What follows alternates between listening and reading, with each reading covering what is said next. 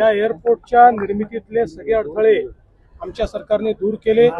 माननीय मोदीजींच्या नेतृत्वामध्ये एअरपोर्टची निर्मिती झाली, रिकार्पेटिंग आणि सगळ्या व्यवस्था उभ्या झाल्या। चिमणीचा प्रश्न होता तो देखील दूर झाला आणि आज ही मुंबई सोलापूर विमानसेवा म्हणजे सोलापूरला आता आम्ही जगाशी जोडतो।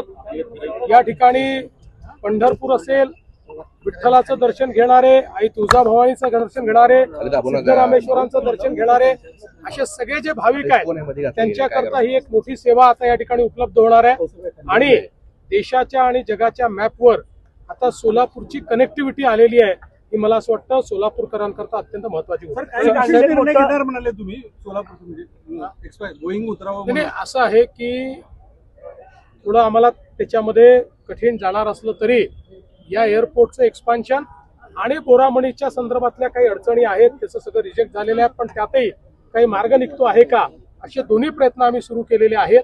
कारण मोठं विमान उतरल्याशिवाय आपल्याला जे अंतिम ध्येय आहे ते आपल्याला त्या ठिकाणी पूर्ण करता येणार नाही। पहिल्यांदा तर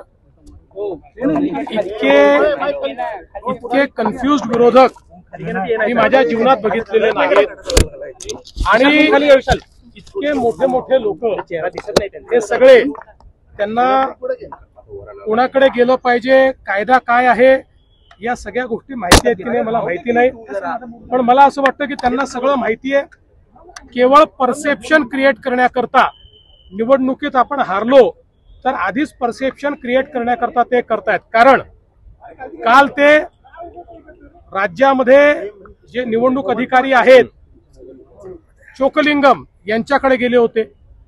चोकलिंगम यांच्याकडे स्थानिक स्वराज्य संस्थेच्या निवडणुकीचं काहीच नाहीये।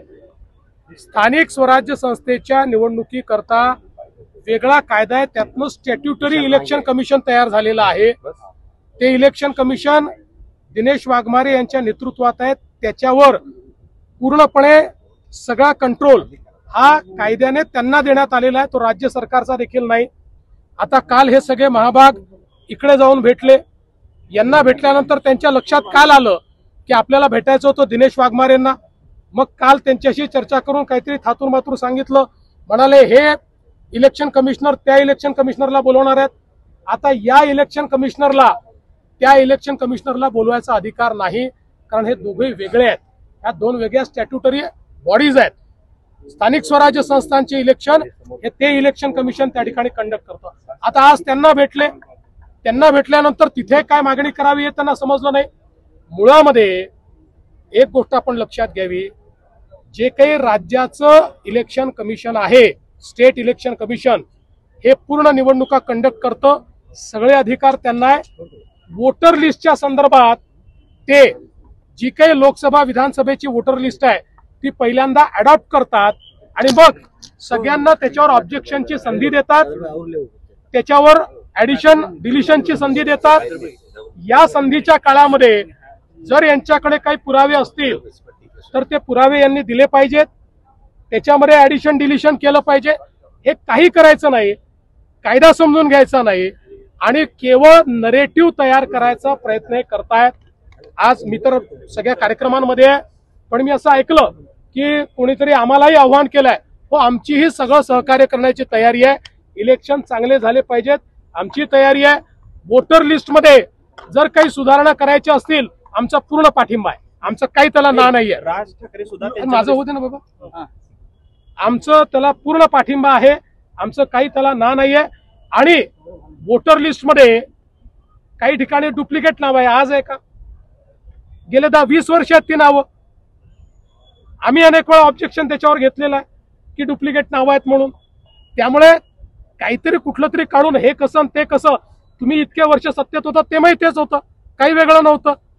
मला असं वाटतं की पराभव स्वीकारावा, जनतेत जावं, पुन्हा निवडणुकीला उभं राहावं, पण यांचा कोणाचाही भारतीय संविधानावर विश्वास नाही, संविधानाने तयार केलेल्या संस्थांवर विश्वास नाही, केवळ नरेटिव्ह तयार करण्याचं काम आहे। आणि म्हणून या 2 दिवसाच्या त्यांच्या चक्रा फियास्को त्यांना कल्पना देखील नाही की कोणाकडे काय मागणी केली पाहिजे। मला असं वाटतं म्हणूनच यात सगळ्यात ज्यांना समजतं ते पवार साहेब आहेत। कालच पवार साहेबांच्या लक्षात आलं आणि म्हणून पवार साहेब आज त्यांच्यासोबत गेले नाहीत।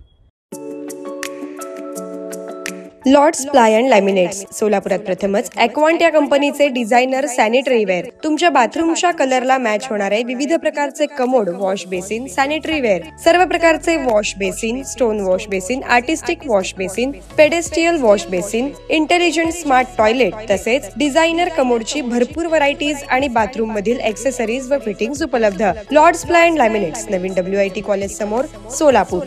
मोबाईल 91 72 21 17 68.